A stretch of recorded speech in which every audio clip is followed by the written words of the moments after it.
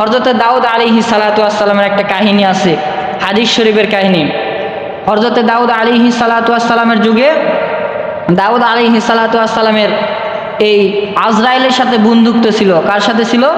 আজরাইলের সাথে, জান কবজ করে যে ফেরেশতা, এই ফেরেশতার সাথে বন্ধুত্ব ছিল। সব সময় ওঠা বসা, খাওয়া, চলাফেরা সব কিছু করতো একসাথে। তো একদিন দাউদ আলাইহিস সালাতু ওয়াস সালাম বলতেছে যে, ভাই আজরাইল, তুমি তো আমার সামনে যখন আসো মানুষের রূপ নিয়ে, তোমার আসল চেহারাটা আমি একটু দেখতে চাই। আমার একটু জানার দরকার আছে না যে আমার বন্ধুর চেহারাটা কীরকম। মানুষ যদি আমার জিজ্ঞাসা করে যে ফেরেশতা আপনার বন্ধু, ফেরেশতার চেহারা কীরকম বলেন দেখি, তখন আমি কেমনে উত্তর দিব? তো আপনার চেহারাটা আমাকে দেখান। তখন আজরাইল বলতেছে যে নবী, আপনি আমার চেহারা দেখলে বেহুশ হয়ে যাবেন। আমার চেহারা আপনি দেখেন না, আপনি ভয়ে বেহুশ হয়ে যাবেন, মারাও যাইতে পারেন। নবী আবার বলতেছে, না আমি ভয় পাবো না, আপনি আপনার চেহারাটাকে আমাকে দেখান। তো এবার আজরাইল আলাইহিস সালাতু ওয়াস সালাম নবীকে বলছে, ঠিক আছে নবী, অমুক দিন, ধরে নেন 7 দিন 5 দিন পর, অমুক দিন আমার আসল চেহারা আপনাকে দেখাবো, আপনি রেডি থাকেন। আপনি একটু শক্তমক্ত হয়ে রেডি থাকেন, আমার ভয়ঙ্কর চেহারা দেখে আপনি বেহুশ হয়ে যাবেন, আবার মারাও যাইতে পারেন। 2 সাইডে 2জন মানুষকে রাখেন, যদি বেহুশ হয়ে পড়ে যান আবার আসে ধরবেইনি, তাছাড়া পড়ে যায় আপনার মাথাও ফাটতে পারে। এরকমভাবে হাসি ঠাট্টা করে বলে এবার আজরাইল আলাইহিস সালাতু ওয়াস সালাম চলে গেছে। তো আজরাইল আলাইহিস সালাতু ওয়াস সালাম যখন চলে গেছেন, তখন এই যে 10 দিন 12 দিন সময় দিল, এই সময় অতিবাহিত হয়ে গেছে। এই সময় অতিবাহিত হয়ে গেছে, আজরাইল আলাইহিস সালাতু ওয়াস সালাম দাউদ আলাইহিস সালাতু ওয়াস সালামের কাছে আসে নাই। এবার হযরতে দাউদ আলাইহিস সালাতু ওয়াস সালাম বলতেছে, কি ব্যাপার, আমার বন্ধু আমার কাছে আসে না কেন? সবাই এদিকে একটু নজর দেন, গুরুত্বপূর্ণ কথা। জীবনে মনে হয় এই কাহিনী শুনেন নাই, শুনছেন আজরাইল আলাইহিস সালাতু ওয়াস সালাম সামনে আসছিল, দেখা করছিল। এর ভিতরে আর একটা সুন্দর কাহিনী আছে, এটা আপনি জীবনেও শুনেন নাই, আমি 100% গ্যারান্টি দেব। তো এইবার আমার ভাইরা, আমার বন্ধুগণ, এইবার হযরতে দাউদ আলাইহিস সালাতু ওয়াস সালাম ফেরেশতাকে ডাক দিছে।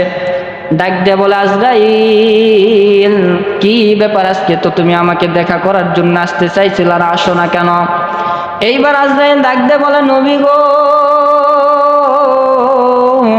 আপনার সাথে দেখা করার জন্য তো আমি যাব গো নবী, কিন্তু প্রত্যেক দিন আল্লাহ পাক রব্বুল আলামিন সকালবেলা ঘুম থেকে জাগ্রত হওয়ার পরে আমার হাতের ভেতরে একটা খাতা দেয়, একটা লিস্টি দেয়।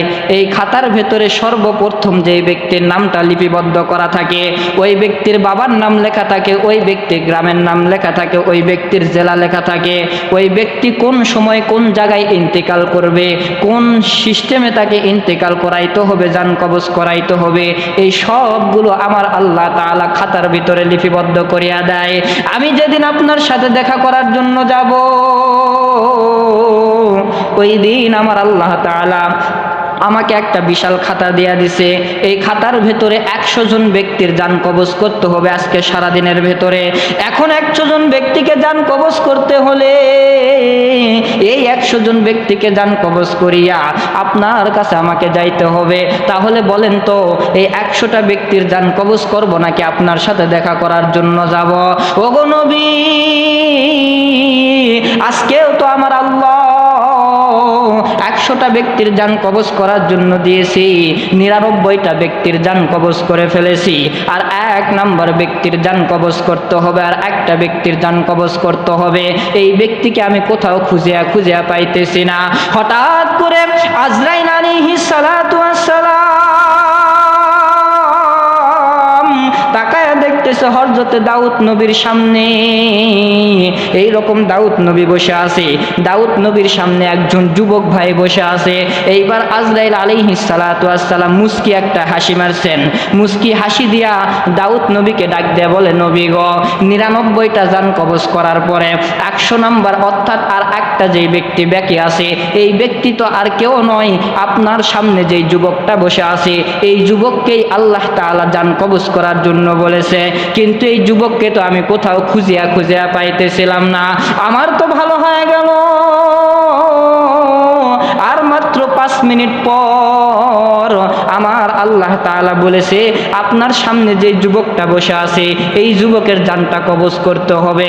এই বলে দাউদ নবীর থেকে হযরত আজরাইল আলাইহিস সালাতু ওয়াস সালাম চলে গেল।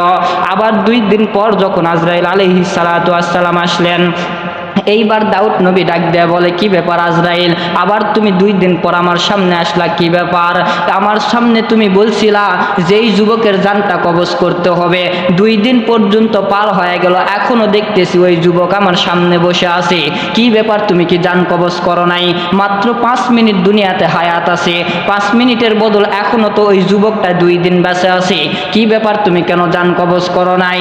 এইবার আজরাইল আলাইহিস সালাম নবীরে ডাক দিয়ে বলে, নবী গো, আমিও তো আল্লাহ তাআলাকে এইটাই প্রশ্ন করেছিলাম, মাবুদ গো, আপনি যেই যুবকের জানটা কবজ করতে বললেন, কি ব্যাপার ওই যুবকের জান কেন কবজ করব না, নিষেধ কেন করতেছেন?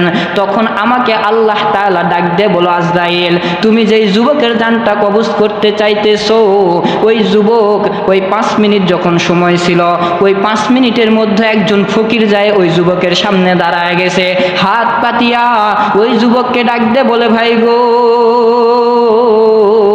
তোমার পকেটে একটু টাকা পয়সা থাকলে আমাকে দান করো। তখন ওই যুবক তার পকেট থেকে 10টা টাকা বাহির করে দান করছে, আর ওই ফকিরটা হাসতে হাসতে দোয়া করে দিছে, মালিক, এই যুবকের হায়াতে আপনি বরকত দান করেন। আর ওই দোয়াতে আমি আল্লাহ কবুল করে নিয়েছি।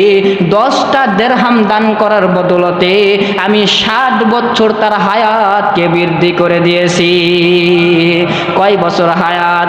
60 বছর হায়াত। আপনারা শুনছেন কিনা জানি না, আল্লাহ পাক রব্বুল আলামিন বলেন, যেই ব্যক্তি আমি আল্লাহর রাস্তায় 1টা টাকা দান করে, আমি তার আমল নামায় 10টা সওয়াব লিখিয়া দেয়। কয়টা? 10টা। তাহলে ওই যুবক 10 দেরহাম দান করছে, তাহলে 10 দেরহাম যদি দান করে, একটা দেরহামের বদলতে যদি 10টা করে সওয়াব হয়, তাহলে 10 দেরহামের বদলতে কয়টা হচ্ছে বাবা? 100টা হচ্ছে। আল্লাহ তাআলা ডাক দিয়ে বলে, 100 বছরের বদৌলতে আমি ওই যুবকের আমল নামার ভেতরে 60 বছরের হায়াতকে বৃদ্ধি করে দিয়েছি।